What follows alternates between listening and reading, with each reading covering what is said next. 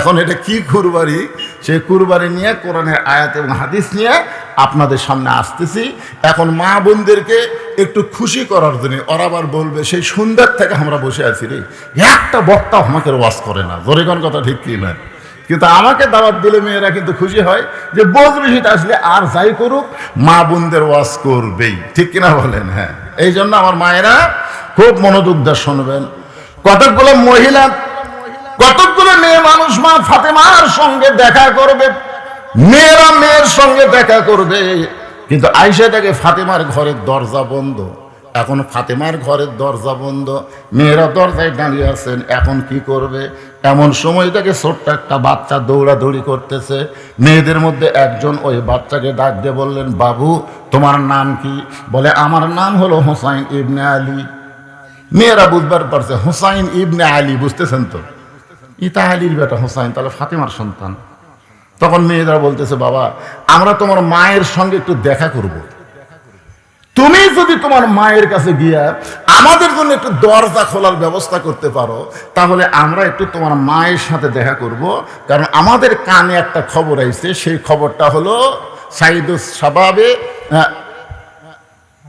ফাতেমাতুজ জোহরা, এর সাইদুস শাবাবে না, আহলেল জান্নাহ ফাতেমাতুজ জোহরা, জান্নাতি নারীদের নেত্রী হবে ফাতেমা। তো তোমার মা হবে জান্নাতি নারীদের নেত্রী, এই নেত্রীটা দেখতে কেমন, এই জন্য আমরা দরজার দাঁড়িয়ে আছি। তোমরা একটু তোমার মায়ের কাছে, তুমি একটু তোমার মায়ের কাছে যাই আমার জন্য একটু দরজা খোলার ব্যবস্থা করো। সঙ্গে সঙ্গে হুসাইন বলতেছে, আপনাদের কোনো টেনশন নাই, এক দৌড়ে মায়ের ঘরের দরজায়।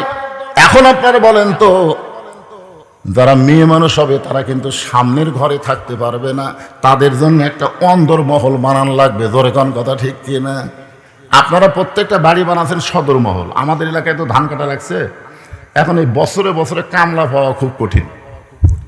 তো কামলা 5 জন, তার মধ্যে একজন বলতেছে, শোনো আমি তো সবসময় বাড়িতে থাকি না, আমি ব্যবসা বাণিজ্য করি, কখন কুটি যাই, তো তোমাকে যা প্রয়োজন হয় এ তোমার ভাবির থেকে লিও, মানে নিজের বউ দেখা গেছে এটা তোমাকে ভাবি, যা দরকার হয় ভাবির থেকে লিও। দেখছেন কামলা করে বউ দেখাচ্ছে, আমি সবসময় বাড়িতে থাকি না, তোমাকে যা দরকার হয় এই ভাবির কাছে চাইও, তাহলে ভাবি দিবি।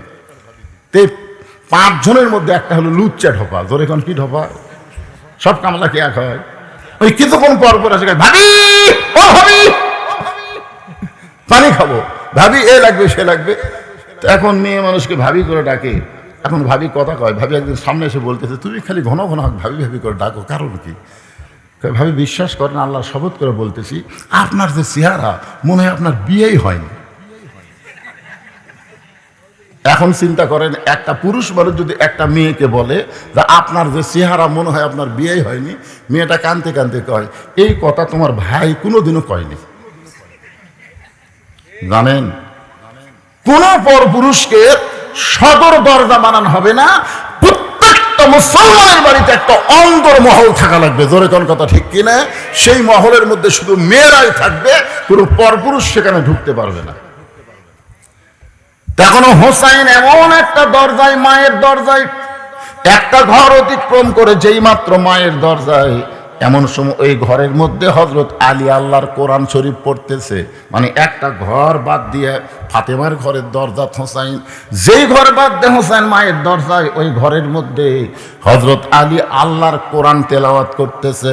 ইন্নামাল মুমিনুনা আল্লাযীনা ইযা যুকিরাল্লাহু ওয়াজিলাত কুলুবুহুম ওয়া ইযা তুলিয়াত আলাইহিম আয়াতুহু জাদাতুহুম ঈমানাও ওয়া আলা রাব্বিহিম ইয়াতাওয়াক্কালুন। আল্লাহু আকবার। আপনারা যে আয়াতে কারিমা তেলাওয়াত শুনলেন, এর বাংলা অর্থ জানেন? হযরত আলী আল্লাহর কোরআন তেলাওয়াত করতেছে, আর হোসাইন চলে গেছে মায়ের ঘরের দরজা, কোরআন তেলাওয়াত বাদ দিয়া। এ হোসাইন, বাহিরে খেলাধুলা করতেছিলে, ভালো কথা, তো খেলাধুলা বাদ দিয়ে হঠাৎ মায়ের দরজাত কেন? এখানে একটা শিক্ষা হলো যে আপনি যতই কোরআন তেলাওয়াত করেন, যতই নামাজ পড়েন, আপনার সন্তানের দিকে আপনার খেয়াল রাখা লাগবে। কি রাখা লাগবে? আপনি যদি নামাজ পড়েন, রোজা করেন, হজ করেন, যাকাত দেন, আপনার সন্তান কি করতেছে খেয়াল করার দরকার আছে না নাই? আপনি যদি খেয়াল করেন, আপনার মেয়ে দেখবেন সন্ধ্যার সময় খেয়াল করতেছে যে হাঁস মুরগি ঘরাত উঠলো কিনা, খেয়াল করতে হয়। প্রত্যেকটা মেয়ে মানুষ যারা হাঁস মুরগি পালে খেয়াল করে না? সন্ধ্যার সময় লাইট দিয়ে দেখতেছে ঘরাত হাঁস মুরগি উঠলো কিনা। যারা পুরুষ মানুষ গরু ছাগল পালে তারা কিন্তু সন্ধ্যার সময় খেয়াল করে দেখে গরু ছাগল গোয়াল ঘরে সব ঠিক মতো উঠলো কিনা। তাহলে আপনি সন্ধ্যার সময় মেয়ে মানুষ হাঁস মুরগি খেয়াল করে, সন্ধ্যার সময় পুরুষ মানুষ গরু ছাগল খেয়াল করে, আর রাত 10টা বেজে যায় আপনার পাটা কি করতেছে, আপনার বেটি কি করতেছে, আপনার খেয়াল করার দরকার আছে না নাই? জোরে কোন আছে না নাই? খেয়াল করছেন? আজকে যে আপনারা এখানে ওয়াজ শুনতে বেড়াচ্ছেন, বাপেরা আপনাকে পাঁটারা কি করতেছে? বিভিন্ন কিছু করতেছে। তাহলে খেয়াল করা লাগবে না? খেয়াল করা লাগবে না? আল্লাহ কেন বললেন কু আনফুসাকুম ওয়া আহলিকুম নার, জাহান্নামের আগুন থেকে বাঁচতে গেলে তুমি একলা বাঁচতে পারবে না, তোমার আহাল পরিবার নিয়ে বাঁচা লাগবে। এ কথা কার? দেখেন ছোট্ট বাচ্চা হোসাইন, তার দিকে বাপের কি খেয়াল দেখছেন? বারে খেলাধুলা করতেছিল, ভালো কথা, সে খেলাধুলা বাদ দে, মায়ের ঘরের দরজা কেন? হোসেন বলতেছে বাবা কতগুলো মেয়ে মানুষ দরজার দাঁড়িয়ে আছে, তারা আমার মায়ের সঙ্গে দেখা করবার চাই। এখন আমি মায়ের কাছে গিয়ে শুনবো মা কি তাদের সাথে দেখা করবে কিনা, মা কি তাদের জন্য দরজা খুলবে কিনা, এইটা মায়ের কাছে আমি শুনবার চাই। হযরত আলী বললেন তোমার বয়স কত? দেখেন নিজের ছেলেকে বলতেছে তোমার বয়স কত? তো হোসেন বলতেছে আমার বয়স কত আপনি ভালো জানেন।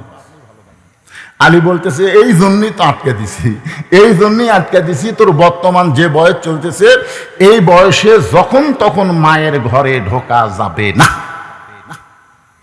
কি মনে করতেছেন? হ্যাঁ, আমার তিনটা মেয়ে, আমাকে আল্লাহ কোনো ছেলে দেয় না। তিনটা মেয়েকে আমি 9 বছর, অর্থাৎ 3 এই একটা মেয়েকে আমি 3 বছর করে আমার বুকের উপর আমি মানুষ করছি। মেয়েরা যেন কোনো সময় বলবার না পারে যে আমাকে ভাই নাই দেখে বাপ আমাকেও দেখবার পারে না, এ কথা যেন বলবার না পারে। এই জন্য কোনো দোলনা কিনিনি, আমার মেয়েদেরকে আমি বুকের উপর ঘুমাইছি। রাত্রেবেলা তো ঘুম আসতো, আমি আস্তে করে মেয়েকে বুকের উপর নিতাম। আর বউ বলতো তোমার ঘুম কেমনি হবে, আর মেয়েকে বুকে ঘুম পারি। যদি কোনো সময় মেয়ে চেতন পাই তখন দেখবি বাপের বুকের উপর। যে 3টা মেয়েকে আমি বুকে করে ঘুম পাড়াইছি, এখন সেই 3টা মেয়ে টাকা লাগলে আর আমার কাছে আসে না, ওর মায়ের কাছে চায়, আমার কাছে আসে না। ওর মা এসে কয় তোমার মেয়েরা টাকা চাচ্ছে, টাকা দাও। তাই বললাম ওরা আমার কাছে আসলে কি হয়, শরম পায়। দেখছেন, মেয়ে যখন বড় হয় তখন বাপের কাছে আসতে শরম পায়। আবার বাবাও মেয়ের ঘরে ঢুকতে গেলে ইচ্ছা মতো ঢুকতে পারবে না, মেয়ের অনুমতি নিয়ে ঢোকা লাগবে। জোরে খান কথা ঠিক কি না? আবার ছেলে যখন বড় হয় মায়ের ঘরে ইচ্ছা মতো ঢুকতে পারবে না, ঢুকতে গেলে অনুমতি লাগবে। হযরত আলী বলতেছেন হোসাইন এখন তোমার যে বয়স হয়েছে, এই বয়সে তুমি দৌড়ে গিয়ে দরজা খুলে মায়ের ঘরে ঢুকতে পারবা না। মায়ের ঘরে ঢুকতে গেলে তোমাকে বলতে হবে মা আমি হোসাইন একটু ঢুকবার চাই। মা যদি বলে 5 মিনিট পরে ঢোক, তাহলে 5 মিনিট পরে ঢোকা লাগবে, যখন তখন ঢোকা যাবে। কারণ ঘরের মধ্যে মেয়ে মানুষ, রাস্তাতে মেয়ে মানুষ যেরকম থাকে, আর গরমের দিনে ঘরের মধ্যে মেয়ে মানুষ হয়তো কাপড় চোপড় খুলে বসে আছে, আর হঠাৎ বাচ্চা যদি ঘরে যায় আর বাচ্চা যদি বুঝবার পারে তাহলে মাও কিন্তু শরম পায়। জোরে কোন পায় কি পায় না? মেয়ে হলে শরম কম পাবে, কিন্তু ছেলে হলে শরম বেশি পায়। দেখবেন মা মেয়ে একসাথে গোসল করে কি করে না, কথা কন অনেক জায়গা করে, কিন্তু ছেলের দেখে মা শরম বেশি পায়, আর মেয়ে দেখলে বাবা শরম বেশি পায়। আলী বলতেছেন হুসাইন এখন তোমার যে বয়স হয়েছে, এই বয়সে যখন তখন তুমি মায়ের ঘরে ঢুকতে পারবে না, তুমি একটু আমার কাছে আসো। যেই হুসাইন হযরত আলীর কাছে, হযরত আলী বলতেছেন এই ধর, আমার দিকে খেয়াল করেন, হুসাইন যে কাছে আইছে হযরত আলী বলতেছেন ধর। কি ধর? কথা কয় না। এখন 4.5 বছর বয়স, সেই বাচ্চাকে হযরত আলী বলতেছেন ধর, আর হুসাইন বলতেছেন দেন দেন। আলীর চোখে মুচকি মুচকি হাসি, সুবহানাল্লাহ বলেন। হ্যাঁ, কারণ উমর ফারুক একদিন বললেন ইয়া রাসূলুল্লাহ আপনার পিছনে আমরা জোহরের নামাজ আদায় করতেছি, প্রথম রাকাতের প্রথম সেজদা 3 বার সুবহান রাব্বিল আলা ঠিকই হলো, কিন্তু দ্বিতীয় সেজদা যে 100 বারের বেশি সুবহান রাব্বিল আলা বলি, আপনি সেজদা থেকে মাথা তোলেন না। প্রথম সেজদার দ্বিতীয় সেজদা এত লম্বা হলো, দ্বিতীয় রাকাত ঠিকই আছে, তৃতীয় রাকাত ঠিকই আছে, চতুর্থ রাকাত ঠিকই আছে, কিন্তু আমার বিনয়ের সাথে জানতে চাই প্রথম রাকাতের দ্বিতীয় সেজদা এত লম্বা হলো কেন? আল্লাহ রাসূল বললেন, ওমর, আমরা যখন নামাজের সেজদায় ছিলাম এমন সময় এক পবিত্র এসে আমার পিঠে চড়েছে। সুবহানাল্লাহ বলেন। এমন সময় এক পবিত্র এসে আমার পিঠে চড়েছে, সেই পবিত্রের নাম হলো হোসাইন। যতক্ষণ আমার পিঠে বসেছিল আমি নামাজ পড়া অবস্থায় হোসাইনকে পিঠ থেকে নামাবার চাইলাম, কিন্তু নামাজের মালিক আল্লাহ বললেন, হাবিব, হোসাইন যতক্ষণ আপনার পিঠে চড়ে বসে থাকবে আপনি ততক্ষণ সেজদা থেকে মাথা তুলবেন না, এমনকি ওকে পিঠ থেকে নামাবারও পারবেন না। রাসূল কিন্তু হোসাইন বলে নাই, রাসূল বলেছেন একজন পবিত্র। তার মানে বোঝা গেল ফাতেমার 2টা সন্তান হাসান হোসাইন এরা জন্মসূত্রে পবিত্র হয়ে জন্মগ্রহণ করেছে।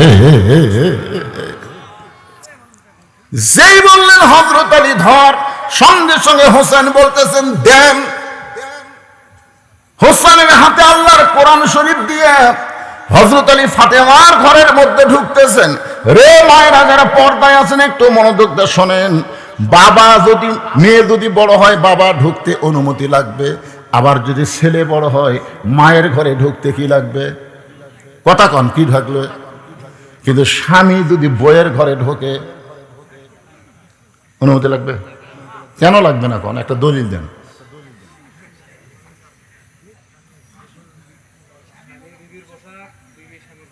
এই যে একটা কছে বাংলা কুক, আরবি না হচ্ছে বাংলাটাও কছে, ঠিক আছে।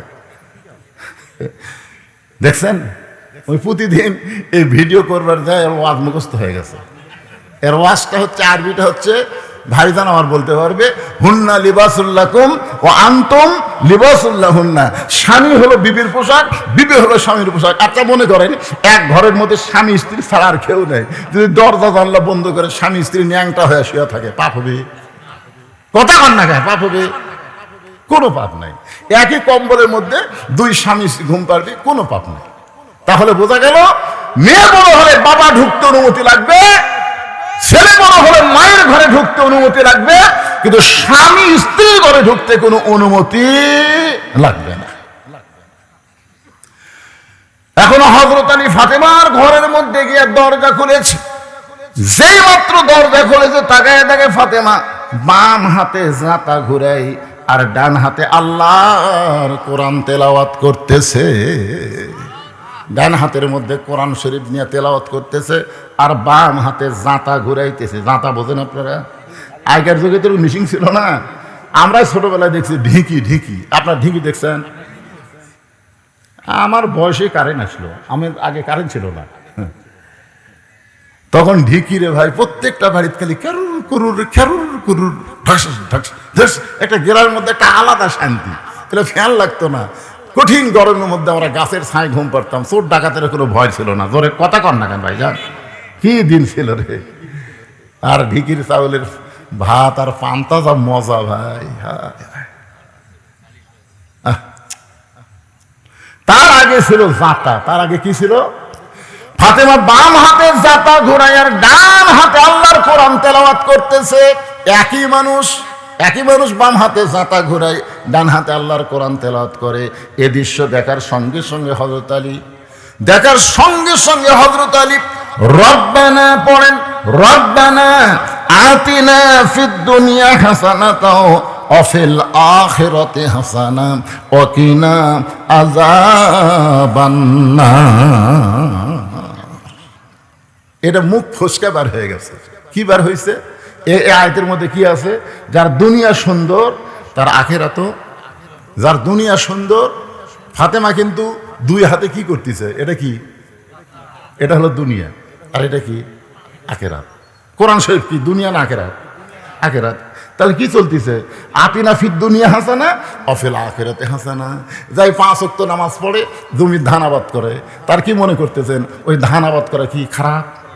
5 ওয়াক্ত নামাজ পড়ে চাকরি বাকরি করে, 5 ওয়াক্ত নামাজ পড়ে ব্যবসা বাণিজ্য করে, যখনই নামাজের আযান দেয় ব্যবসা বন্ধ করে দেয়, জোহরের নামাজ বন্ধ দেয়, দুনিয়ার কাজ কাম বন্ধ করে দেয়। এখন জুম্মার দিনে মুসল্লি কম কেন? মুসল্লি কম কেন? যে হারে ধান কাটা লাগছে হুজুর, ধান কাটা লাগলে মুসল্লি কমবি কেন? আগে কি? আগে কাজ না আগে নামাজ? আপনি যেই কাজ করতেছেন এই রোদের মধ্যে কাজ করতে করতে হাত ফেল করে মারা গেলে, বেনামাজি হয়ে মারা গেলে। এই জন্য দোয়াটা খেয়াল করবেন, রব্বানা আতিনা ফিদ দুনিয়া হাসানাতাও ওয়া ফিল আখিরাতি হাসানা ওয়া কিনা আযাবান নার। সঙ্গে সঙ্গে ফাতেমা জাতা ঘোরান বন্ধ, কোরআন তেলাওয়াত বন্ধ। স্বামীর এই মুখের আয়াত শুনে জাতা ঘোরানো বন্ধ, কোরআন তেলাওয়াত বন্ধ, দুইটাই বন্ধ করে ফাতেমা দৌড়ে এসে পায়ের বুড়া আঙ্গুলে ভর দিয়া স্বামীর কপালে একটা চুমা খা। স্বামীর কপালে বুড়া আঙ্গুলে ভর দিয়ে চুমা খা। হালি বলতেছেন, ফাতেমা তুমি জাতা ঘুরাচ্ছিলে, কোরআন শরীফ তেলাওয়াত করতেছিলে, আর আমি ঘরের দরজাতে আসার সাথে সাথে তুমি সব কাজ কাম বন্ধ করে দিয়ে আমার কপালে চুমা দিলে, কারণ কি? ফাতেমা বলতেছে, আপনি জানেন না, স্বামী যখন ঘরত আসবে তখন বিবির সমস্ত কাজ কাম হারাম, একটাই মাত্র কাজ হচ্ছে স্বামীকে খুশি করা। আপনাদের পক্ষে ওয়াজ হচ্ছে, অথচ আপনারা সুবহানাল্লাহ করছেন না। আচ্ছা, স্বামী যখন ঘরত আসবে তখন বিবির এক নম্বর কাজ কি? এ সাইয়্যিদাতুন নিসা আহলুল জান্নাহ ফাতেমাতুজ জাহরা, যিনি জান্নাতে নারীদের নেত্রী হবে, তিনি বলতেছেন স্বামীকে খুশি করা। আর আমাদের গুলাক যদি আমরা বাড়ি গিয়ে ডাকি, রহিমা, কথা কয় না। কে গো রহিমা? কথা কয় না। সোনার চান রহিমা, কি এত ডাকেন কেন? আমার কাম নেই। ওরে বাবা রে, স্বামী ডাকতিছে, আমি কে আমার কাম নেই? আর ফাতেমা বলতে সমস্ত কাজ কাম হারাম। এমনকি নফল নামাজ যদি মেয়েরা পড়ে আর স্বামী যদি ডাক দেয়, নামাজ বাদ দেয়, স্বামীর ডাকের উত্তর দেওয়া লাগবে, নামাজ বাদ দেয়। কোন মেয়ে যদি নফল রোজা রাখে, বল স্বামী যদি দুপুর বেলা হয় গোসল করার আগে একটু খেলাধুলা করবো, আসো। এখন মাঘ মাস, রাতে খুব ঠান্ডা গো, বউ যদি নফল রোজা থাকে, সাথে সাথে রোজা ভাঙ্গে স্বামী খুশি করা লাগবে, বলাই হবে না আমি রোজা আছি। কি শুধুমাত্র ফরজ নামাজ যখন আদায় করবে, ফরজ রোজা যখন করবে, তখন স্বামী এরকম অন্যায় প্রস্তাব যদি দেয়, তখন স্ত্রী জোড়হাত করে বলবে, আমার কাছে আগে আল্লাহ, তারপরে স্বামী। রাসূল বলেছেন, আল্লাহর পরে কাউকে যদি সেজদা দেওয়ার হুকুম থাকতো, তাহলে প্রত্যেকটা বউকে বলতাম স্বামীর পায়ে সেজদা করো। আপনি হচ্ছেন স্বামী, আগে আল্লাহ। আল্লাহর ফরজ বাদ দিয়ে আপনার ডাকে সাড়া দেওয়া যাবে না। সালাম ফিরানোর পরে উত্তর দেওয়া লাগবে, ইফতার করার পরে কাম করা লাগবে। কথা কি আমার বুঝতে পারতেছেন? হ্যাঁ।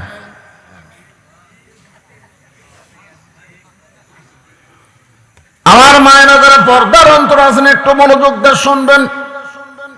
হযরত আলীর কবরে চুম্বন দিয়ে বলে, ফাতেমা,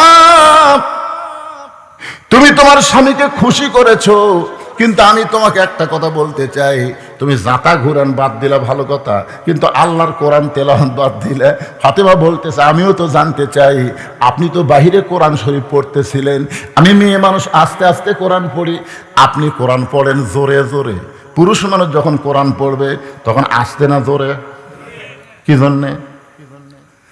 জোরে পড়ার মধ্যে একটা কাজ আছে। وَإِذَا قُرِئَ الْقُرْآنُ فَاسْتَمِعُوا لَهُ وَأَنصِتُوا لَعَلَّكُمْ تُرْحَمُونَ। এই আয়াতের সামনে দেখবেন, এটা কিন্তু পুরুষের জন্য। পুরুষেরা যখন কোনো কারি যখন কোরআন পড়বে, তোমরা চুপ থেকে তোরা শুনে অনুধাবন করবা যে পড়ল এবং যারা শুনলো উভয়ই আল্লাহ রহমত বর্ষিত হলো। তো মেয়ে মানুষ জোরে কোরআন পড়তে পারবে, জোরে কোরআন পড়তে পারবে, এই পর্যন্ত মেয়েদের কান পর্যন্ত যাওয়া লাগবে, পর পুরুষের কানে যাওয়া চলবে না। ফাতেমা বলতেছে, আপনি কোরআন শরীফ পড়া বাদ দিয়ে আপনি কেন ঘরের মধ্যে হঠাৎ ঢুকলেন? আপনি তো এইভাবে হঠাৎ কোনোদিন ঘরে ঢোকেন না, আজকে কেন ঢুকলেন আমি বুঝবার পারছি। আজকে কোরআন শরীফ পড়তে পড়তে আপনার বইয়ের কথা মনে হয়ে গেছে। আলী বলতেছেন, ফাতেমা, আসল ঘটনা হলো তোমার সন্তান হোসাইন। আসল ঘটনা হলো তোমার সন্তান হোসাইন। যেই মাত্র বলেছে তোমার সন্তান হোসাইন, ফাতেমার চোখ দিয়ে দর দর করে পানি পড়তেছে। আমার হোসাইন এমন কি বেয়াদবি করলো গো? আলী বলতেছেন, ফাতেমা, তুমি হোসাইনের নাম শুনলে চমকে ওঠো কেন? ফাতেমা বলতেছে, আমার বাবা সবসময় আমাকে বলতো, ফাতেমা, তোমার দুইটা সন্তানের মতন হাসান অবিকল আমি নবীর মতন। হাসান কোনোদিন দুষ্টামি করবে না, হাসান কোনোদিন জেদ করবে না, কারণ হাসান অবিকল আমি নবীর মতন।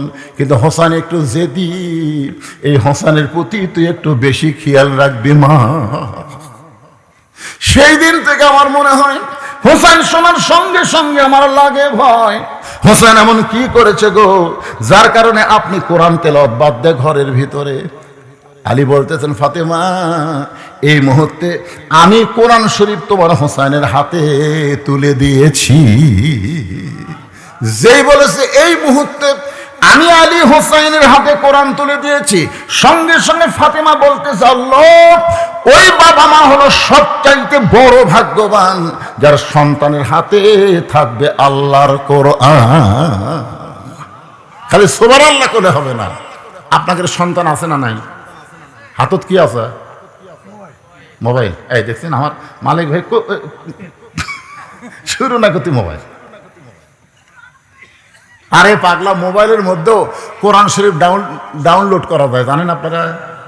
30 পারা কোরআন মোবাইলের মধ্যেও তুলে আপনি ইচ্ছা করলে মন চাচ্ছে কোরআন শরীফ বার করে পড়লেন। কি মোবাইলের মধ্যে গান বাজনায় থাকবে, মোবাইলের মধ্যে আজহারের ওয়াজ থাকবে, সাইদি সাহেবের ওয়াজ থাকবে, পারলে আমার মতন বজলুরের ওয়াজ থাকবে। অনেক লোক তো আমাকে কয়, হুজুর রাত্রে যখন ঘুম ধরে না তখন আপনার ওয়াজ দিই। ওয়াজ শুনতে শুনতে কখন যে আমার ঘুম ধরে আমি ধ্যানবাড়ি পারি না। আমার একটা ওয়াজ আছে, আদম হওয়ার ওয়াজ, আপনি শুনছেন? আদম হওয়ার এই ওয়াজ যখনই দিবেন আপনি 8 ঘন্টা শুনবার পারবেন না। মানে এত মেলোডি আর এত মধুর টান আছে, বুঝলেন? ওই টানে একসময় আপনি আজকে বলতেছি, যদি কার ঘুমের ওষুধ লাগে, ওষুধ লাগবে না, কারণ আদম হওয়ার ওয়াজ শুনবেন। আর একটা আছে হাসান হোসেনের ওয়াজ, শুনছেন? মায়ের দয়া মাঝে, বাপের দয়া মাঝে মাঝে, মায়ের দয়া সব সময়, এগুলা শুনবেন। এগুলো যখন ছেলেরা শুনবে, ওয়াজ শুনবে, কোরআন শরীফ তেলাওয়াত করবে, ওই বাবা মাই হলো সবচাইতে বড় ভাগ্যবান যার বাচ্চার হাতে, ছোট বাচ্চার হাতে, ছোট বাচ্চার হাতে থাকবে আল্লাহর কোরআন। আর আপনার ছোট বাচ্চার হাতে দিয়েছিলেন কি? আগডুম বাগডুম ঘোড়াডুম সাজে, ঢাক ঢোলক ঝাঁঝর বাজে, ব্যস্তে ব্যস্তে চললো ঢুলি, ঢুলি গেল কমলা ফুলির টিয়াটা, সূর্য মামার বিয়াটা। ওই বড় হলে কি মাল হবে? কারণ এই যে এতক্ষণ যেটা পড়লো এর মধ্যে কি একটা কথা সত্যি আছে? কথা কোন রে ভাই সত্যি আছে? আইরাই টিয়ে নাই ভরা দিয়ে না হলে গেল বোয়াল মাছে, তাই না দেখা ভোদন মাছে। শোনেন, যদি আপনার ছেলে বড় হয়ে যায়, এখন আপনার নাতিক দেন, মাদ্রাসা দেন, মাদ্রাসা নুরানি শিক্ষা আছে, জানেন আপনি? মাদ্রাসায় নুরানি শিক্ষা আছে, ক্লাস 3 পর্যন্ত নুরানি পর্যন্ত পড়বে। কোন পরিবারের 5 বছর কোন ছেলে যদি ওর সাথে পারে, আমি ওয়াজ বন্ধ করে দেব। খালি নুরানি মাদ্রাসা দেবেন কে ভাই? কথা ঠিক? আমার নুরানি মাদ্রাসা আছে, ওর কবির আরবি লিখতেছে 1 নম্বর, বাংলা লেখ 1 নম্বর, ইংরেজি লেখ মানে ছাপে দিল। কি কয় হুজুর? উপবৃত্তি। এই প্রাইমারির কয়টাকে উপবৃত্তির জন্য বেটা খারাপ হয়ে পেশাব করাচ্ছে। পেশাব দিয়ে আমার এলাকার 1 ক্লাস 2 এর ছাত্র পেশাব দিয়ে 40 লিখছে। অনেক মাহফিলে বলি কিয়ামতের লক্ষণ। একের খাড়া হয়ে থাকে, যন্ত্রতে পেশাব করতেছে, আগে লিখছে স্যার, পরে দিচ্ছে শূন্য। আমি জীবনে দেখে চিন্তা করলাম, এটা কোন যুগ রে পেশাব দিয়ে লেখা? আমি যে বলছি কে মারছে দৌড়ে সামনে দিয়ে বললো, কি করলি? চাচা দোয়া করেন, 100 বন্ধু লেখার নিয়ত আছে, দেখছেন? শালা আমার কাছে কি দোয়া চাই? 100 বন্ধুই লিখতি, আজকে পেশাব কম দেখে 40 লিখছে। এ কোন ক্লাসে পড়িস রে? ক্লাস 2 এ পড়িস। আচ্ছা কেমন পেশাব করা লাগে তুই জানিস না? তোর স্যার তোর শিখায়নি? বসে থেকে পেশাব করবি। তোকে চাচা কি কয়, প্রাইমারি পেশাবখানা যায় দেখে আমার সারি খাড়া হয়ে পেশাব করে, ওর সারি খাড়া হয়ে মারে, তুই বসবি? চিন্তা করে দেখেন, ফাতেমা বলতেছে ওই বাবা মা হলো সবচাইতে বড় ভাগ্যবান যার হাতের মধ্যে থাকবে আল্লাহর কোরআন।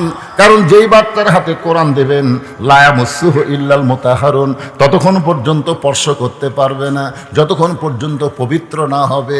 আর ছোটবেলা থেকে সন্তানকে পবিত্র হওয়ার শিক্ষা দিলে 7 বছর থেকে তালিম দেবেন, 10 বছর থেকে নামাজ ধরাবেন, ও কোনোদিন বেনামাজি হবে না। এখন বলতেছে স্বামী গো, তাহলে আপনি হোসেনের হাতে কোরআন দেয়া ঘরের মধ্যে কারণ? বলে দরজায় কতগুলো মেয়ে মানুষ আইছে, সেই মেয়েরা তোমার সঙ্গে দেখা করতে চায়। তুমি যে সাইদাতুন নিসাই আহলুল জান্নাহ, তুমি যে জান্নাতি নারীদের নেত্রী, ওই মেয়েরা একটু তোমার সঙ্গে দেখা করতে চাই। তুমি যদি হুকুম দাও তাহলে দরজা খুলে দেওয়া হবে, আর দরজা খুলে দিলি মেয়েরা তোমার সঙ্গে একটু দেখা করবে গো। তুমি কি দরজা খোলার হুকুম দাও?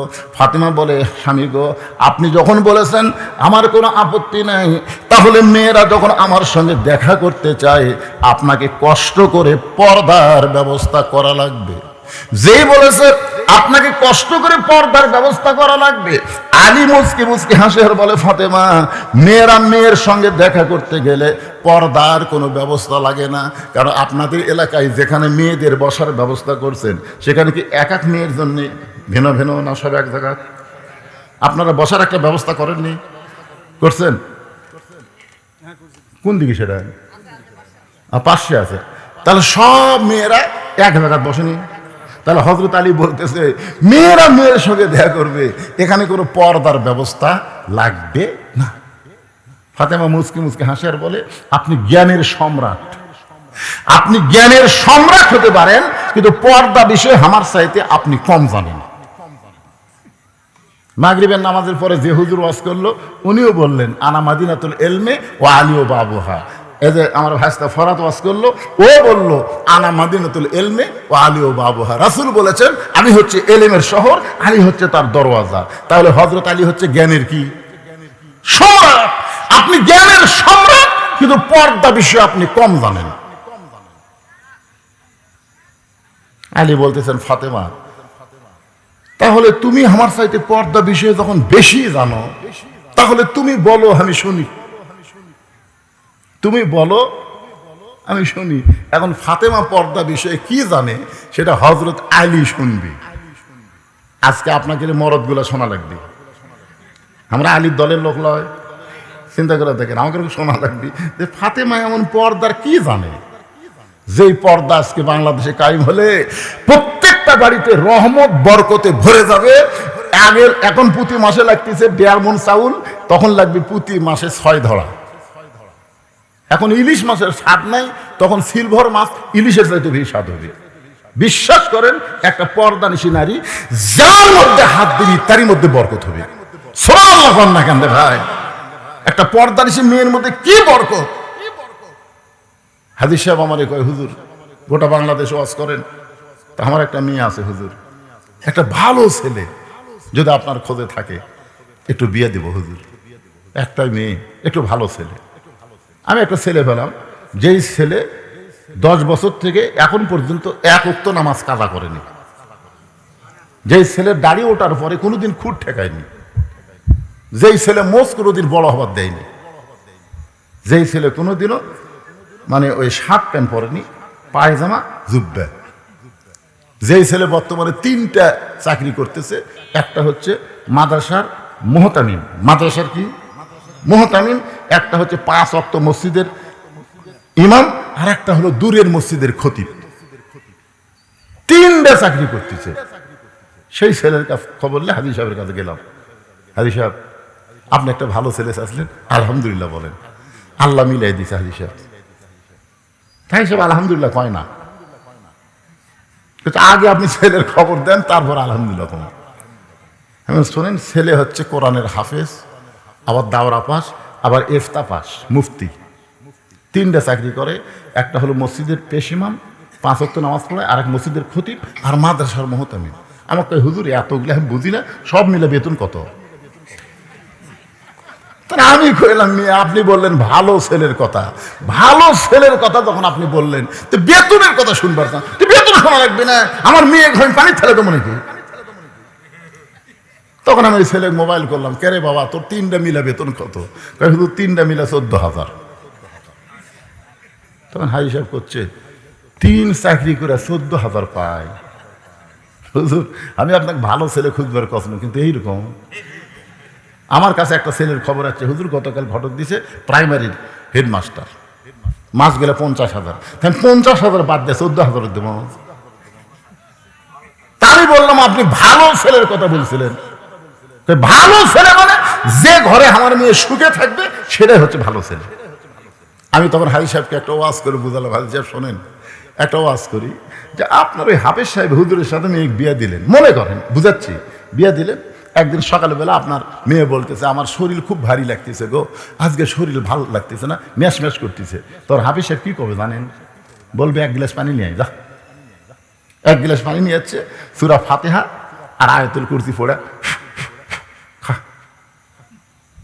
তো বউ এই পানি খাচ্ছে 3 ঢোকে, খাওয়ার পরে বলতে শরীর খবর কি? আলহামদুলিল্লাহ পাতলা হয়ে গেছে বাতাসের মতন। আমি হাই সাহেবকে বললাম বলেন তো কয় টাকা লাগলো? তো কাছে 1 টাকাও লাগলো না। মনে করেন আপনার মেয়ের বিয়ে আছে প্রাইমারি মাস্টারের সাথে, সকালবেলা যদি বলে স্বামী তো আমার শরীর ভারী লাগতেছে, লড়বার পারতেছি না, তো প্রাইমারি মাস্টার কি বলবে? গিলাস আন। ওই মোবাইল ধরে মোবাইল নিয়ে আসো, মোবাইলটা নিয়ে আসো, মোবাইল নিয়ে আসো। ডাক্তার সাহেব আমার স্ত্রী হঠাৎ রাতের বেলা এরকম শরীর ব্যথা করতেছে, গোটা শরীর পাথরের মতন ভারী, এখন তাড়াতাড়ি নিয়ে আসো। এখন তাড়াতাড়ি অ্যাম্বুলেন্স করে ডাক্তারের কাছে নিয়ে গেছে। ডাক্তার চেহারা টেহারা দেখে মনে করতে টেকার গরম তো ভাই, পেশাব পরীক্ষা করেন, এ পরীক্ষা করেন, সেটা পরীক্ষা করেন, সব পরীক্ষা টরীক্ষা ডাক্তারের চেক আপ টেকে মোট 6,000 টাকা। 6,000 টাকা নিয়ে মেয়ে দিল। আপনি হাজি সাহেব কত গেল? 6,000। আর হাফেজ সাহেবের কত গেছিল? 1 টাকা নয়। 14,000 থেকে আপনি চিন্তা করতেছেন, আর 50,000 থেকে আপনি খুশি হয়ে গেছেন। এই প্রাইমারি মাস্টার ইলিশ মাছ কিনবে, বইয়ের হাতে দিবে যে বাজারত কেউ কিনবার পারেনি, আমি কিনছি রে, যাও পাক করো। এই পাক করবি, পাক করে 2 জন খাবার বসে করবি। এখন ইলিশত স্বাদ নেই। আর হাফেজ সাহেব সিলভার কিনে না, ভোগ বলবি বিসমিল্লাহ কয়ে ধরো, বিসমিল্লাহ কয়ে কোটো, বিসমিল্লাহ কয়ে তরকারি পাক করবে, সব বিসমিল্লাহ কয়ে পাক শিখ করে স্বামী যখন খাবার বলছে তখন বলতেছে আল্লাহুম্মা বারিক লানা ফিমা রাযাকতানা ওয়া কিনা আযাবান্নার। বিসমিল্লাহ বরকাতিল্লাহ কয়ে ভাত আর সিলভারের মাছ যখন মুখত দেয় তখন কে গো তুমি না সিলভার কিনলে, ইলিশের মতন স্বাদ কেন? আল্লাহ কাই যতবার বিসমিল্লাহ কসু ওটার সিলভার আছে, ওটা ইলিশ ফেলে দিছে। তো বরকত দেওয়ার মালিককে, কথা বলেন বরকত দেওয়ার মালিককে। একটু মনোযোগ দিবেন আমার মা বোনেরা, আমি পর্দার কথা বলতেছি। ফাতেমা বলে স্বামী গো, যে 5টা মেয়ে দরজায় দাঁড়িয়ে আছে আপনি কি তাদের চেনেন? আপনি কি তাদের চেনেন? আলী বলতেছে কি বলবি? যদি বলে চিনি, উত্তর কি হবে কম? শোনেন, বইয়েরা এরকম পরীক্ষা করতে পারে। আমি একদিন খালি আমার বইয়ের সামনে বসলাম, আমার চাচাতো ভাইয়ের বউ খুবই সুন্দরী, এ কথা বলা সারা আমার বউ বলতেছে কবে থেকে লুচ্চা হলেন? আমার আপন চাচাতো ভাইয়ের বইয়ের কথা আমার বইয়ের কাছে কষি, কবে থেকে লুচ্চা হলেন? আপনার চাচাতো ভাইয়ের বউ দেখা আপনার জন্য জায়েজ না হারাম? আমি করছি হারাম গো। তাহলে সুন্দরী কেমনে কম? কুল্লিল মুমিনিনা ইয়াগুদ্দু আবসারিহিম, আপনি আল্লাহর কোরআন পড়েন না? সেদিন থেকে 2 কান ধরে তওবা করছি, আল্লাহ কোন মেয়ে যদি সুন্দরী দেখি আমার বয়স সাথে আর আমি জীবনে কম না, আসলে আমি দেখবই না, কারণ বউ আমার চোখ খুলে দিছে। এখন ফাতেমা বলতেছে স্বামী গো, যে সমস্ত মেয়েরা দরজায় দাঁড়িয়ে আছে তাদেরকে আপনি চিনেন? আলী বলতেছেন ফাতেমা, এই দুনিয়াতে একজন মাত্র মেয়েকে আমি চিনি, সে মেয়েটা হলো আমার হাসান হোসেনের মা। আমার হাসান হোসেনের মা ছাড়া এই দুনিয়ার অন্য কাউরে আমি চিনি না। ফাতেমা বলে স্বামী গো, তাহলে মনে রাখেন যে কয়টা মেয়ে দরজায় দাঁড়িয়ে আছে তাদের মধ্যে সমস্ত মেয়েরাই হলো ভালো, সমস্ত মেয়েরাই হলো ভালো, কিন্তু একটা মেয়ে যদি বেপর্দা হয়, যে কয়টা মেয়ে দরজায় দাঁড়িয়ে আছে সব মেয়ে কি? সব মেয়ে ভালো, ধরে করে সব মেয়ে কি? কিন্তু একটা মেয়ে, আপনাকে এই গ্রামের মধ্যে সমস্ত মেয়েরাই ভালো, কিন্তু একটা মেয়ে যদি বেপর্দা হয়, ওই একটা মেয়ের দ্বারা গোটা গ্রামের যুবক নষ্ট হবে। জোরে কোন কথা ঠিক কিনা? এই জন্য ফাতেমা বলে, স্বামী গো, সব মেয়েরাই ভালো, কিন্তু একটা মেয়ে যদি বেপর্দা হয়, ওই পর্দানিশী মেয়েদের মধ্যে একটা মেয়ে এসে ফাতেমার চোখের চেহারা, ফাতেমার মুখের চেহারা, ফাতেমার গায়ের রং যদি পর পুরুষের কাছে গিয়ে কোনোদিন বলে, তাহলে আপনি বলেন তো, যেই ফাতেমা এত কষ্ট করে পর্দার মধ্যে থাকলো, সেই ফাতেমা একটা মেয়ের মাধ্যমে পর পুরুষের কাছে প্রকাশ হয়ে গেল, আপনি কি চান আপনার ফাতেমা বেপর্দা হোক? ফাতেমা এমন পর্দানিশী, খাদিজাতুল কুবরা বলে, যখন জয়নাব আমার পেটে ছিল, আমার মেয়ে পেটে আছে আমি বুঝতে পারছি, কুলসুম পেটে ছিল বুঝতে পারছি, রোকেয়া পেটে ছিল বুঝতে পারছি, কিন্তু ফাতেমা যখন আমার পেটে ছিল আমি অনুভব করেছি কিন্তু বুঝতে পারি নাই। ফাতেমা যখন প্রসব হলো আমার কোনো যন্ত্রণা হয়নি, আমি তাকায় দিকে ফাতেমা দুইটা হাত দিয়া ইজ্জত ঢেকে দুনিয়াতে প্রসব হয়েছে। আমার মা বোনদের জন্য পর্দার ওয়াজ করলাম, ততক্ষণ পর্যন্ত কবুল হবে না যতক্ষণ পর্যন্ত তারা পর্দার ভিতরে না থাকবে। কোনো আমলও মেয়েদের কবুল হবে না যতক্ষণ পর্যন্ত তারা পর্দার মধ্যে না থাকবে। আপনারা বলেন, আমাদের মা বোনদের পর্দার ওয়াজ করার দরকার আছে না নাই?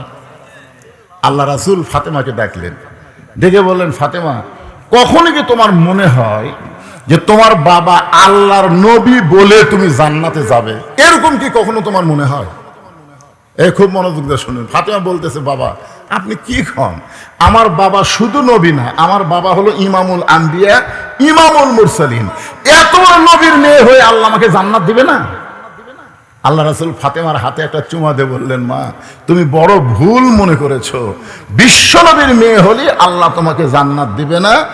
জান্নাতে যাইতে গেলে তোমাকে আমল করে জান্নাতে যাইতে হবে, আমল করে জান্নাতে যাইতে হবে। এখন ফাতেমা বলতেছে, বাবা কি আমল করলে আল্লাহ পাক জান্নাত দিবে? রাসূল বললেন, মেয়েদের জন্য খুব বেশি আমল করা লাগবে না, ঈমান গ্রহণ করার পরে মাত্র 4টা আমল করা লাগবে। খুব খেয়াল করবেন, মাত্র কয়টা আমল? মাত্র 4টা আমল করা লাগবে। 1 নম্বর আমল হলো পর্দা, 2 নম্বর আমল হলো নামাজ, 3 নম্বর আমল হলো রমজান মাসের রোজা, আর 4 নম্বর আমল হলো স্বামীর কথা মতো চলা, স্বামীর চাওয়া মতো খেদমত করা। খুব খেয়াল করবেন, এই 4 নম্বরের ব্যাখ্যায় বলা হয়েছে, স্বামী যখন খেদমত চাবে,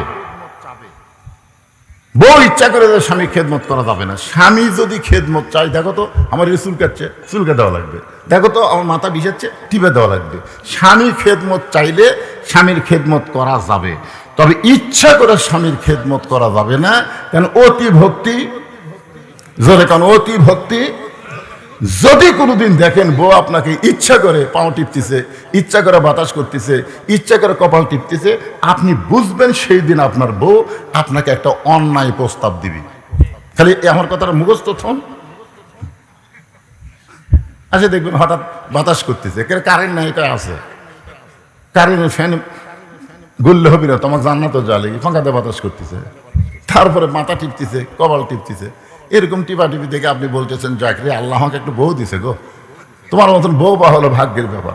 এ কথা শুনে বউ কান্দা শুরু করছে। স্বামী কয়, কান্দো কেন? এমনি এমনি কান্দি গো, এমনি। স্বামী কয়, কি জন্য কান্দো গো? না এমনি কান্দি, তোমার বলে লাভ নেই। আরে পাগলি, তুমি আমার কলজার টুকরা, বলো কি জন্য কান্দিছে? শোনো, আমি যেটা বলবো এটা যদি শোনো তাহলে বলবো। স্বামীকে কি আছে বলো? বলে, তুমি যখন ব্যবসা করতে যাও, বাহিরে যাও, চাকরির যাও, তখন তোমার বুড়া বাপ আর বুড়া মা আমার কলজাত আগুন ধরে দিচ্ছে। তুমি যদি তোমার বুড়া বাপ মায়ের সাথে থাকতে চাও, তাহলে আল্লাহর রাস্তায় আমার বাপের বাড়িতে পেটে দাও। আর আমাকে নিয়ে যদি জান্নাতে সংসার করবার চাও, তাহলে তোমার বুড়া বাপ মাও বাদ দেওয়া লাগবে, অমা আলাইনা ইল্লাল বালাক। এখন তুমি কি আমল করবা কও? তোমার বাপ মায়ের সাথে থাকবার ছেলে আমাকে বাপের বাড়িতে পেটে দেওয়া লাগবে, আর আমার সাথে জান্নাতে সংসার করবার গেলে তোমার বাপ মাও বাদ দেওয়া লাগবে। এখন কি করবা কও? এই কয় আর স্বামী বাতাস করে। স্বামী যদি প্রকৃত স্বামী হয় তাহলে আল্লাহর কোরআন সামনে আসবে। আল্লাহর কোরআন বলতেছেন আল্লাযী খলাকাল মাউতা ওয়াল হায়াতা লিয়াবলুয়াকুম আইয়ুকুম আহসানু আমালান ওয়া হুয়াল আজিজুল গফুর। তোমার মৃত্যু এবং হায়াতকে আমি আল্লাহ সৃষ্টি করেছি পরীক্ষা করার জন্য, আর সেই পরীক্ষার বিষয় হলো সুন্দর আমল। এই মুহূর্তে তোমার সুন্দর আমল কি বাপ মায়ের কাছে থাকা না বইয়ের কাছে থাকা? এই মুহূর্তে তোমার সুন্দর আমল কোনটা? তোমার বউ যেটা বলতেছে সেইটাই তুমি গ্রহণ করবা না আল্লাহ যেটা বলতেছে? আল্লাহ বলতেছেন ওয়াকাদা রাব্বুকা আল্লা তা'বুদু ইল্লা ইয়্যাহু ওয়া বিল ওয়ালিদাইনি ইহসানান। এই বউ যদি মরে যায় তুই বিয়ে করতে পারবি, বউ যদি ছাইড়া দেশ তুই আবার বিয়ে করতে পারবি। কিন্তু তোর বউ যে বাপ মায়ের বিরুদ্ধে তোর কাছে ওয়াজ করতেছে, এই বাপ মা যদি মারা যায় কিয়ামত পর্যন্ত কাঁদলে আর বাপ মা পাবি না। যেটা মারা গেলে পাওয়া যাবে না সেইটাই ধর, আর যেটা মরে গেলে পাওয়া যাবে সেইটা বাদ দে। আল্লাহর কোরআন অনুযায়ী সুন্দর আমল করতে গেলে এখন স্বামীকে কি করা লাগবে? কি করা লাগবে শোনেন। আপনাকে কারু বউ যদি এরকম কোনোদিন আপনার বাপ মায়ের বিরুদ্ধে কয়, আপনি কোরআন অনুযায়ী আমল করবেন না বইয়ের কথা অনুযায়ী আমল করবেন? আপনার কি আমল করা লাগবে? ওঠ ওঠ ওঠ। বউ কি জন্য? তোর যা আছে সব ব্যাগের মধ্যে তোল। আমি 3 তালাকের গাড়ি আনতেছি, গাড়ির চড়া তোর বাপের বাড়ি যা। বউ দৌড়ে এসে পা ধরে বলবে আসলে তুমি আল্লাহর ওলি গো, আমি তোমার পরীক্ষা করলাম, তুমি আসলে আল্লাহর ওলি।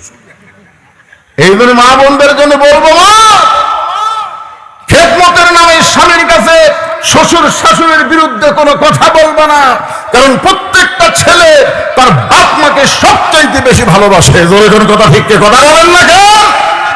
মায়ের পায়ের তলে সন্তানের জান্নাত, আর বাপের মুখের দিকে তাকাইলে কবুল হজের সওয়াব। এটা হলো 4 নম্বরের ওয়াজ করলাম। আর 1 নম্বর হলো পর্দা। মেয়েদের 1 নম্বর হলো পর্দা, আর পুরুষ মানুষের 1 নম্বর হলো নামাজ। নামাজের কিছু ওয়াজ আপনাদের শুনাইছি, ঠিক কিনা বলেন? এরপরে দ্বিতীয় বিষয় আসবে কুরবানি। এই কুরবানি মানে অনেকে মনে করছে যে হুজুর আমি গরিব মানুষ, আমি না হয় নামাজ পড়বো কিন্তু কুরবানিতে আমি দিবার পারবো না, তাহলে হাউজে কাউসারের পানি আমি পাচ্ছি না। না না, অনেকে কিন্তু এরকম চিন্তা করে। এক জায়গাতে আমি বলতেছি নামাজ আর কুরবানি এই 2টা আমল যারা করতে পারবে তারাই পান করবে কিয়ামতের দিন হাউজে কাউসারের পানি। তখন এক গরিব ওটা বলতেছে হুজুর তাহলে আমি যে কুরবানি দিবার পারি না, তাহলে আমার খবর কি? আমি বললাম পাগলা, এটা এই কুরবানি নয় রে, এটা যে কোন কুরবানি, সেই কুরবানি বাংলাদেশের মুসলমানের সামনে আসতেছে।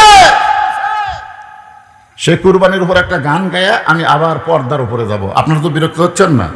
একটা ছোট্ট একটা গান গাই, দেখেন তো কুরবানি বুঝা পারেন কিনা।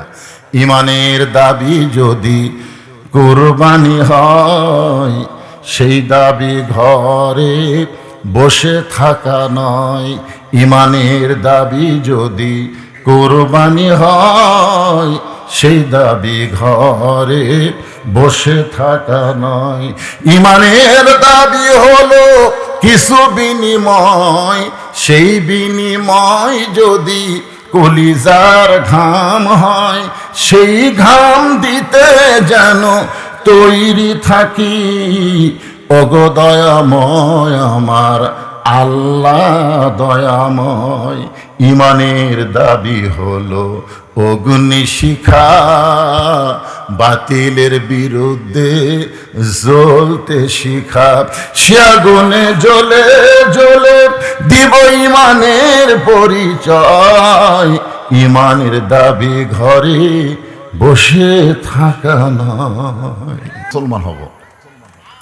তা আমি বললাম ভাই তুমি কেন মুসলমান হবে? বলে হুজুর মুসলমানের একটা জিনিস আমাকে অত্যন্ত আকৃষ্ট করেছে, যার কারণেই আমি মুসলমান হব। তা আমি বললাম কি আকৃষ্ট করছে? তো বলে হুজুর আমার বাপ কিছুদিন আগে মারা গেছে, তা আমার বাবার মুখে আমি নিজে আগুন দিছি। আমার বাবা যখন আগুনে পুড়তেছিল, হাত পা এরকম করতেছিল, তখন আমার কিছু আপনজন তারা লাঠি দিয়া বাড়ি বেড়ে বেড়ে বেড়ে হাত পা গুলো সব ভেঙে দিল, গুঁড়া গুঁড়া করে দিল। যে একটা মানুষ মরে গেল, তা পুড়ে আবার এরকম ছাই করে দিল, এটা দেখে আমার খুব খারাপ লাগলো। কিন্তু আমি দেখি আপনাদের মুসলমানের মধ্যে একজন মারা গেল, মরে যাওয়ার পরে তাকে কত সুন্দর করে গোসল করায়া, কত সুন্দর করে কাপড় পরায়া, তার জন্য আবার দোয়া দরুদ পড়ে জানাজা করে, আবার কান্দে করে খাটনিত করে নিয়ে যে কবরে নামায় দিয়া, তার উপর বাঁশের বিছালা দিয়ে সুন্দর করে মাটি দিয়ে সবাই যখন দোয়া করলো, এটা দেখি আমি বুঝলাম যে হিন্দু ধর্মই না, ইসলাম ধর্মই হলো আসল। শুধুমাত্র একজন মুসলমানকে দাফন করা দেখে একটা হিন্দু লোক মুসলমান হয়ে গেল।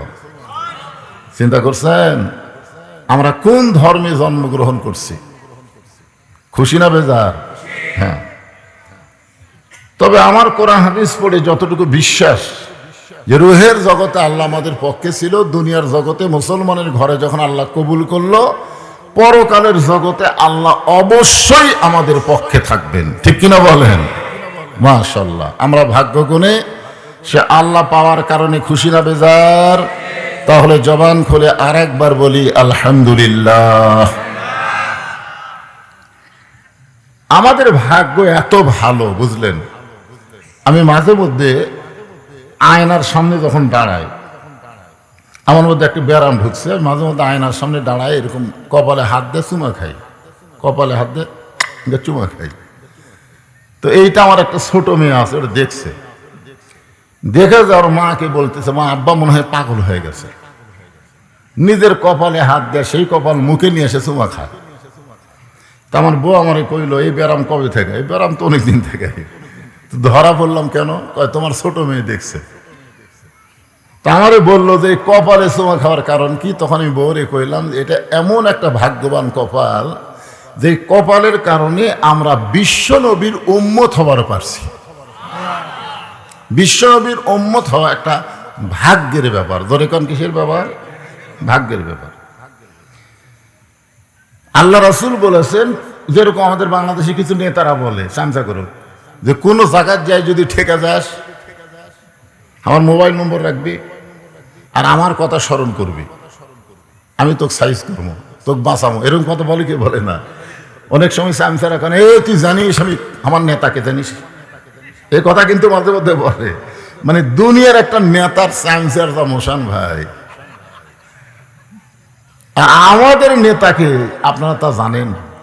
হ্যাঁ জানেন।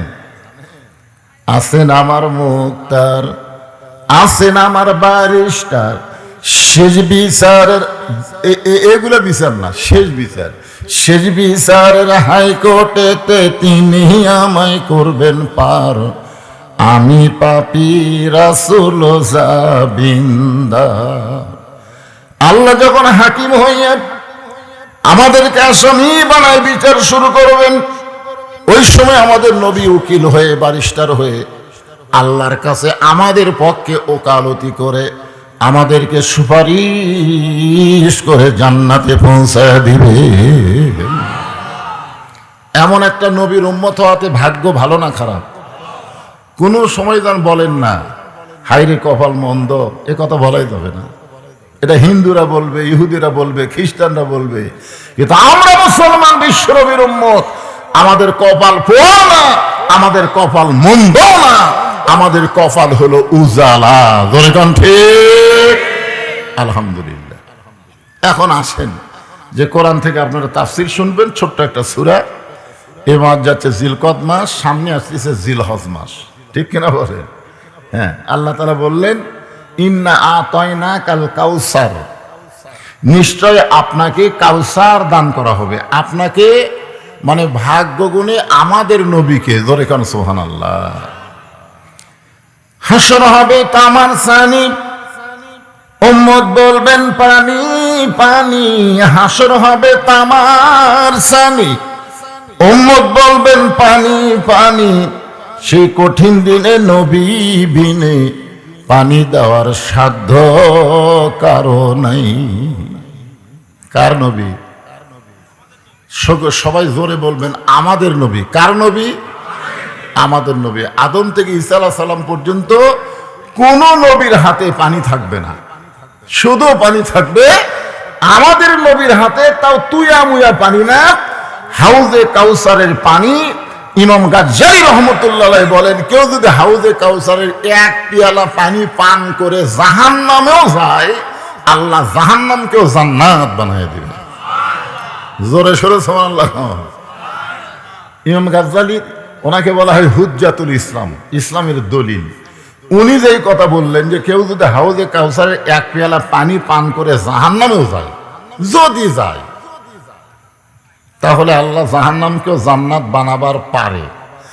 আল্লাহ আগুনকে যে শান্তির বাগান বানাবার পারে, যার প্রমাণ হলো আমাদের জাতির পিতা হযরত ইব্রাহিম। জোরে কোন কথা ঠিক কিনা? নমরুদ যখন মশাল মারতেছিল, ইব্রাহিম একটাবার নিচের দিকে তাকায় দেখ, আমি তোকে পোড়ানোর জন্য বিশাল আগুনের চুলা জ্বলাইছি, এখানে দাও দাও করে আগুন জ্বলতেছে। 80 গজ উপর দিয়ে কোনো পাখি উড়ে গেলে পাখি পুড়ে যায়, আর সে আগুনের মধ্যে আমাদের জাতির পিতা হযরত ইব্রাহিমকে ফেলে দিবে। আল্লাহ কয়, ইব্রাহিম নমরুদ এতবার আগুন দেখবার কয়, তুমি একবার তাকায় দেখো না কেন? ইব্রাহিম বলতেছে, আল্লাহ আমার ঈমান বলতেছে নমরুদ আগুন জ্বলাবার পারে, কিন্তু পুড়ানোর ক্ষমতা নমরুদের হাতে নাই। আমার ঈমান যতক্ষণ বলবে যে আগুনের পোড়ানোর ক্ষমতা আল্লাহর হাতে, ততক্ষণ পর্যন্ত আমি আগুনের দিকে তাকাবো না। হাসবি আল্লাহ নি'মাল ওয়াকিল ওয়া নি'মাল মাওলা ওয়া নি'মান নাসির। আল্লাহ বলে, ইব্রাহিম আমি আল্লাহ বলতেছি, একটাবার তাকায় দেখো। আল্লাহর হুকুম, ইব্রাহিম নবী তাকায় দেখে, কুলনা ইয়া নারু কুনি বারদাও ওয়া সালামান আলা ইব্রাহিম। ওই আগুনের চুলাটা আল্লাহ শান্তির বিছানা বানায় দিছে। আপনার বলেন তো, নমরুদের আগুনের চুলা আল্লাহ শান্তির বাগান কেন বানালো? কারণ আল্লাহ আলিমুম বিজাতিস সুদূর, আল্লাহ নজর করে দেখে ইব্রাহিমের ভিতরে এমন একটা ঈমানের আগুন জ্বলতেছে, যেই ঈমানের আগুনের কাছে নমরুদের চুলার পাওয়ার নাই।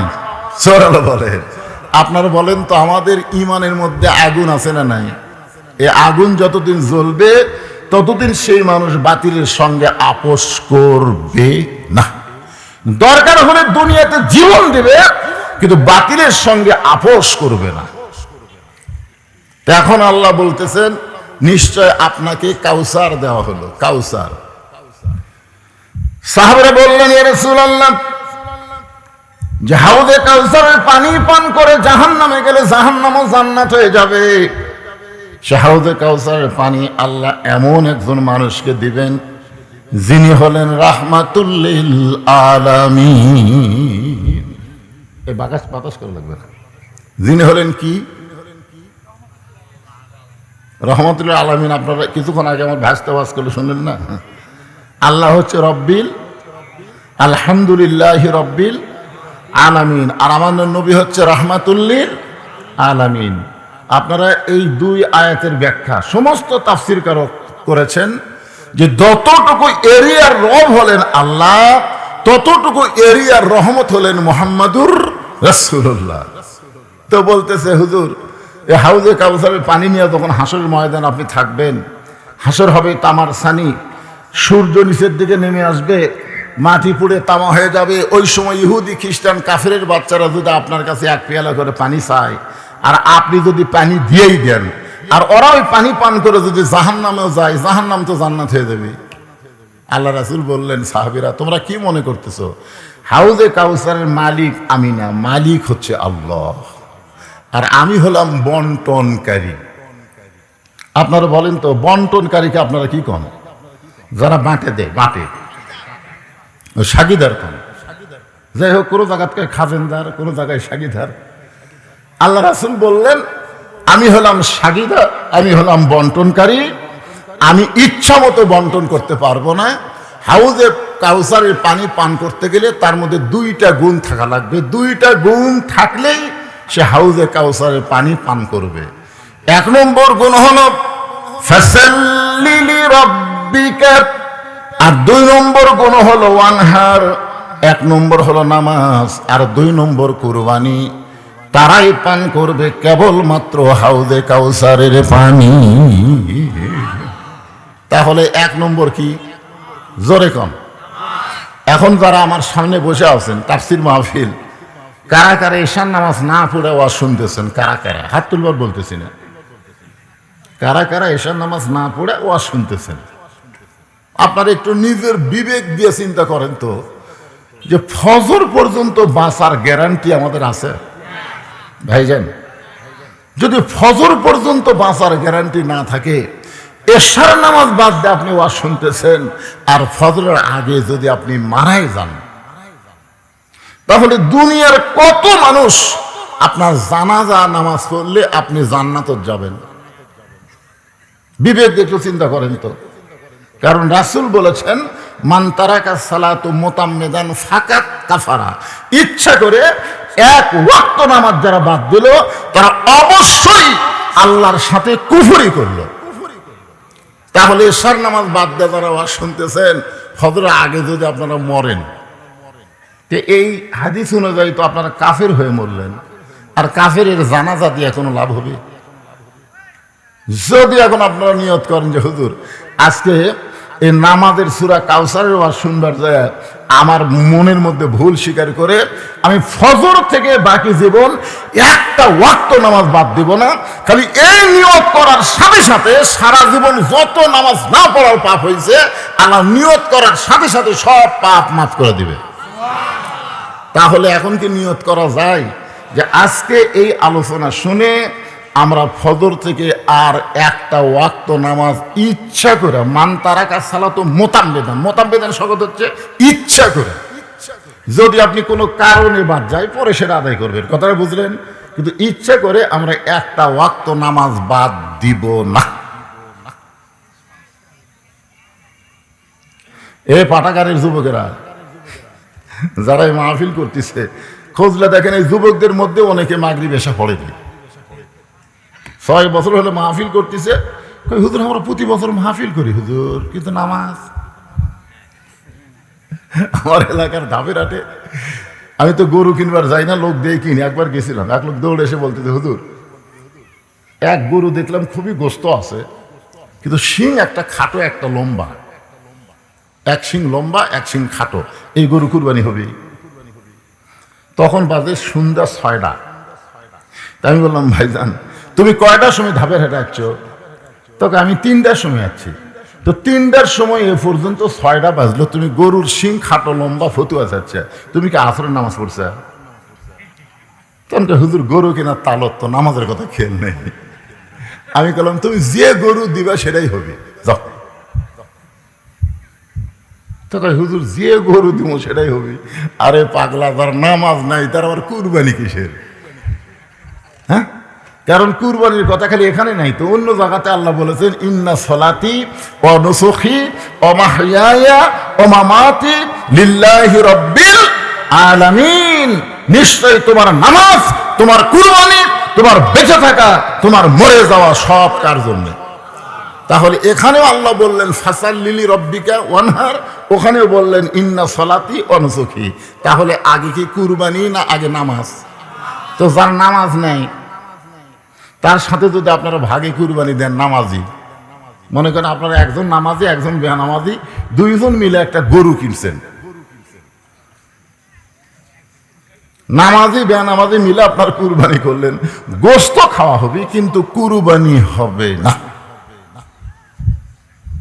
কি কুরবানির উপরে মারাত্মক ওয়াজ আছে, আগে নামাজের ওয়াজটা করি। তাফসীর মাহফিল, নামাজ ধরা লাগবে, ঠিক কিনা বলেন ভাইজান? হ্যাঁ, নামাজ যদি আপনারা আদায় করেন, 3টা পুরস্কার আল্লাহ দুনিয়াতে আপনাদেরকে সঙ্গে সঙ্গে দিবেন। 1 নম্বর পুরস্কার হলো ফালিয়াবুদু রব্ব হাযাল বাইত আল্লাযী আত'আমাহুম মিন জু'ইন ওয়া আমানাহুম মিন খাউফ। এখানে 2টা পুরস্কার আছে।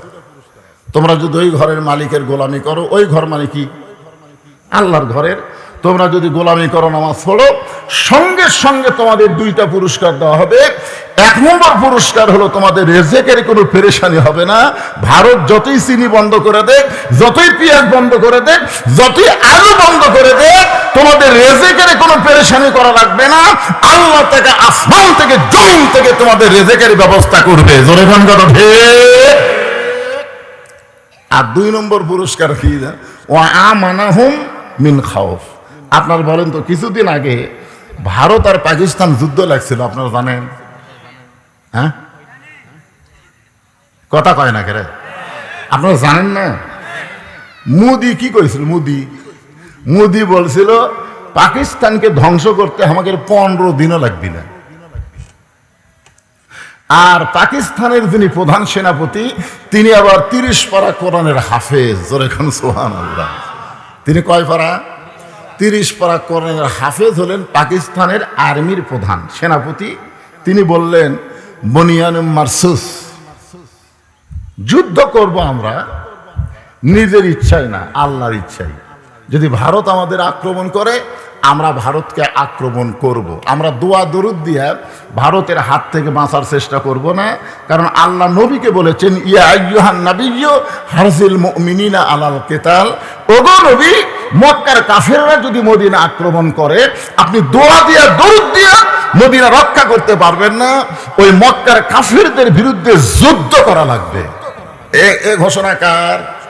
পাকিস্তানের প্রধান সেনাপতি বলল, ওরা যদি আমাদেরকে আক্রমণ করে আমরাও করব, তবে নামাজ পড়ব। আগে নামাজ পড়ব, ইয়্যাকা না'বুদু ওয়া ইয়্যাকা নাস্তাইন। গোলামি করব কার? সাহায্য চাবো কার কাছে? এমন মার দেওয়া দিছে ভাই, 15 দিনে ভারত পাকিস্তান দখল করবি। 4 দিনে মোদি কান্দে কান্দে ডোনাল্ড ট্রাম্প কষে, পাকিস্তান যদি আর যুদ্ধ করে তা আমাদের খালি মাটি থাকবি, মানুষ থাকবি না। কি আল্লাহ বলেছেন, ও আমানাহুম মিন খাউফ। নামাজ আদায় করো। আসমানি বিপদ, জমির বিপদ, পারমাণবিক বিপদ, যত প্রকার অস্ত্রের বিপদ আছে, সমস্ত কিছু থেকে আমি আল্লাহ তোমাদেরকে পুরাপুরি নিরাপত্তা দিয়ে দিব। ধরে কেন সুবহানাল্লাহ। এই ভারতের ওই যে পশ্চিম বাংলার একটা কি আছে, ওর নাম কি? মমতাজলা কি একটা মাঝে মধ্যে কয় না, বাংলাদেশ দখল করতে আমাদের কয় মিনিট লাগবে।